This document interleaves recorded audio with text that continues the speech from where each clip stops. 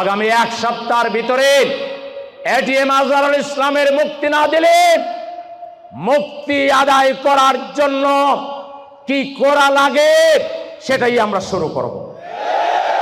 প্রয়োজনে রাজপথ অবরুদ্ধ করে আমরা প্রয়োজনে ঘেরাও দিব, যেখানে যেখানে ঘেরাও দেওয়া লাগে আমরা আমাদের নেতাকে মুক্ত করে আনবো ইনশাআল্লাহ। আজকে যদি আল্লাহর আইনে বিচার বিভাগ চলতো, এটিএম আজহারুল ইসলাম কি এখনো জেলে থাকতো? মানবিক কজে ওই দিনই যেদিন দেশ স্বাধীন হলো ওই দিন অথবা তার পরের দিন বিশেষ অর্ডারে এটিএম আজহারুল ইসলাম বাংলাদেশের রাজনীতির এক নক্ষত্রের নাম। এই রাজধানীকে গড়ে তোলার জন্য, বাংলাদেশের মানুষের মুক্তির জন্য তার যে সংগ্রাম, তার যে অবদান, এটা কি আমরা বলতে পারবো?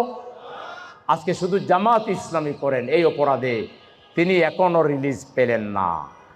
আমরা আজকের এই সমাবেশ থেকে দাবি জানাচ্ছি, আগামী এক সপ্তাহের ভিতরে এটিএম আজহারুল ইসলামের মুক্তি না দিলে মুক্তি আদায় করার জন্য কি করা লাগে সেটাই আমরা শুরু করব। প্রয়োজনে রাজপথ অবরুদ্ধ করে আমরা প্রয়োজনে ঘেরাও দিব, যেখানে যেখানে ঘেরাও দেওয়া লাগে আমরা আমাদের নেতাকে মুক্ত করে আনবো ইনশাআল্লাহ।